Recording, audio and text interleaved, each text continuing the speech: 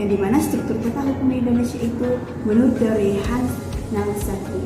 Penerapan di Indonesia yaitu pembukaan Undang-Undang Negara Republik Indonesia tahun 1945, dan menurut struktur tata hukum Indonesia yaitu Statute Mental Norm.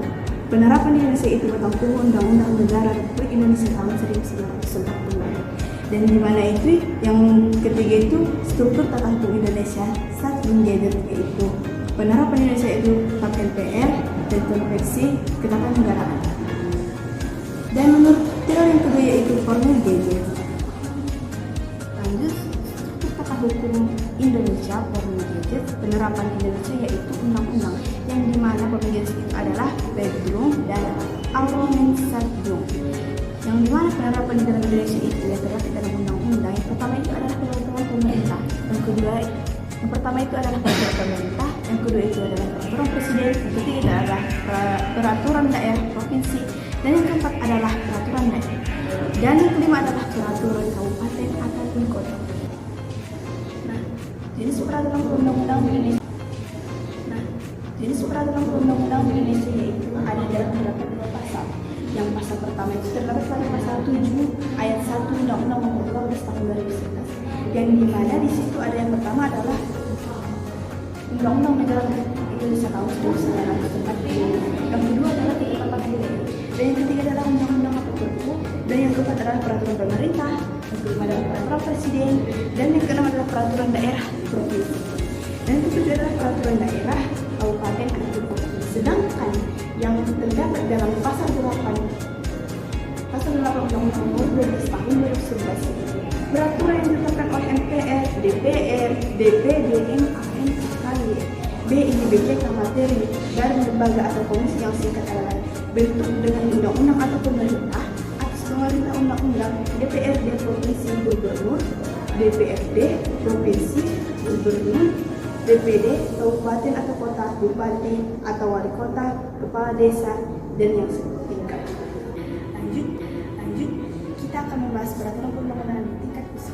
Yang pertama yaitu Undang-Undang Negara Republik Indonesia tahun 1945, dan yang kedua itu adalah tap MPR, dan yang ketiga yaitu adalah Undang-Undang ataupun Perpu, dan yang keempat adalah peraturan daerah, yang selanjutnya adalah Perpres, peraturan kepala lembaga, non-departemen, peraturan direktur jenderal departemen, lanjut adalah peraturan badan hukum negara. Nah, itulah peraturan perundang-undangan. Peraturan perundang-undangan di tingkat daerah. Yang pertama itu peraturan daerah provinsi, peraturan gubernur, peraturan kabupaten atau kota, peraturan wali kota atau bupati. Undang-Undang Negara Republik Indonesia tahun 1945. Yang pertama, setelah perubahan terdiri dari pembukaan dan batang tubuh. Sebelum perubahan terdiri dari pembukaan, batang tubuh, dan penjelasan. Di mana yang pertama, pembukaan, Stat Fundamental Norm, dan yang kedua, batang tubuh, yaitu Stat Grundgesetz. Dibentuk oleh MPR, dapat diubah berdasarkan pasal 37 Undang-Undang Dasar Negara Republik Indonesia 1945. Indonesia 1945. Walaupun Undang-Undang Nomor 12 Tahun 2011 tetap memasukkan Undang-Undang Negara Republik Indonesia tahun 45 sebagai peraturan perundang-undangan. Namun sesungguhnya banyak ahli mengatakan bahwa Undang-Undang Dasar Negara Republik Indonesia 1945 bukan peraturan perundang-undangan atau peraturan perundang-undangan dengan alasan yang pertama di dalam pembukaan terdapat Pancasila, padahal Pancasila sesungguhnya merupakan Stat Fundamental Norm. Yang kedua, batang tubuh Undang-Undang Dasar Negara Republik Indonesia 1945 masih merupakan norma yang bersifat tunggal. Yang ketiga, Pancasila menjadi sumber hukum di Indonesia, Pasal 2 Undang-Undang Nomor 12 Tahun 2011. Jadi tidak logis kalau Undang-Undang 45 masih merupakan bagian dari peraturan perundang-undangan. Beberapa peraturan perundang-undangan di tingkat daerah. Menjelaskan tentang ketetapan MPR. MPR itu dibentuk oleh MPR sendiri. Mengapa tidak sama kedudukannya dengan undang-undang? Karena kewenangan membentuk undang-undang itu merupakan fungsi utama bagi MPR sendiri. Dan persyaratan ketetapan MPR tidak diatur dalam persyaratan undang-undang dasar.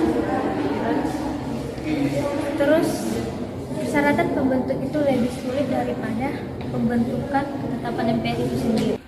Di sini saya akan bahas tentang undang-undang atau perpu, yang mana lembaga pembentukannya itu presiden, DPR, DPD pada tingkat tertentu.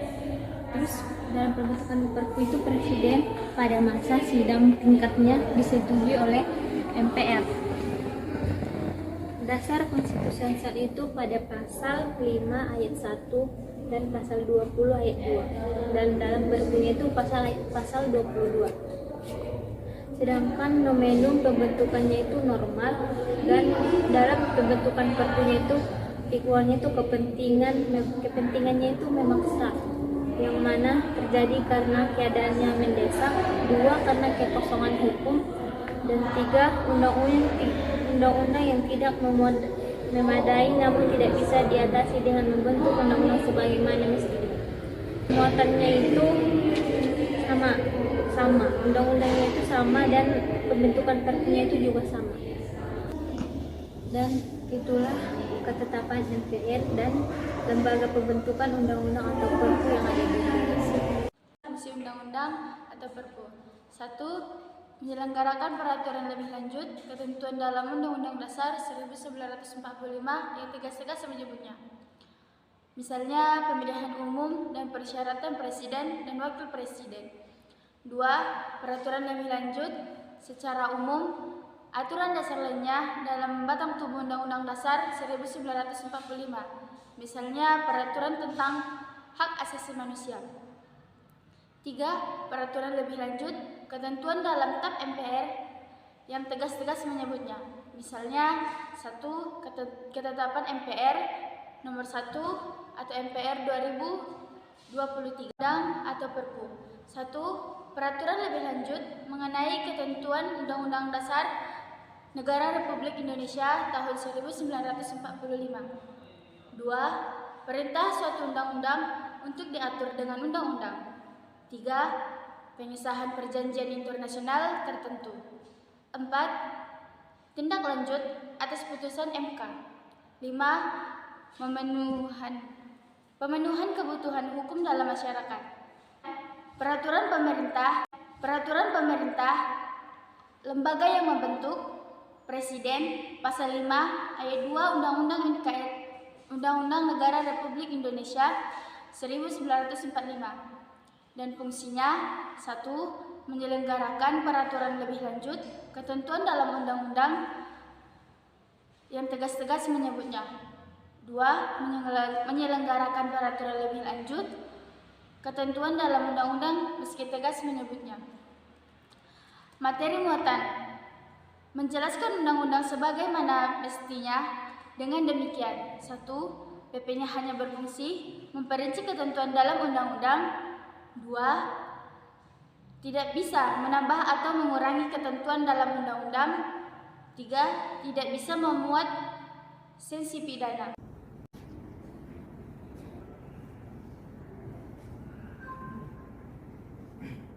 Bentuknya adalah peraturan presiden. Lembaga pembentuknya adalah presiden sendiri.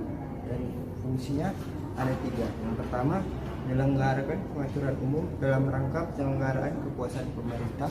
Dan yang kedua, menyelenggarakan peraturan lebih lanjut ketentuan dalam peraturan pemerintah yang tegas-tegas menyebutnya. Yang ketiga, menyelenggarakan pengaturan lebih lanjut ketentuan dalam peraturan pemerintah meski tidak tegas menyebutnya. Lalu materi muatannya. Yang pertama, materi yang diperintahkan oleh undang-undang, dan yang kedua, materi untuk melaksanakan peraturan pemerintah, dan yang ketiga, materi untuk melaksanakan penyelenggaraan kekuasaan pemerintah. Contohnya, pemilihan presiden tahun 2019 tentang kantor staf presiden. Peraturan daerah. Peraturan daerah pembentuknya sendiri yaitu daerah. Fungsi dan fungsinya menyelenggarakan otonomi daerah, dan yang kedua menjabarkan lebih lanjut ketentuan peraturan pemerintah yang lebih tinggi, dan yang ketiga menyelenggarakan pengaturan hal-hal bertentangan dengan kepentingan umum. Yang keempat, menyelenggarakan pengaturan hal-hal yang tidak bertentangan dengan peraturan pemerintah yang lebih tinggi. Dan yang terakhir, peraturan kepala daerah. Lembaga pembentuknya sendiri kepala daerah, bupati, wali kota, atau gubernur. Lalu fungsinya menyelenggarakan pemerintah dalam rangka pelaksanaan perda yang bersangkutan. Lalu yang kedua, atas kekuasaan peraturan perundang-undangan lain yang berlaku. Lalu materi muatannya, pengaturan lebih lanjut, ketentuan pengaturan daerah. Inilah beberapa fungsi materi muatan yang ada di dalam peraturan presiden, peraturan daerah, dan peraturan kepala daerah.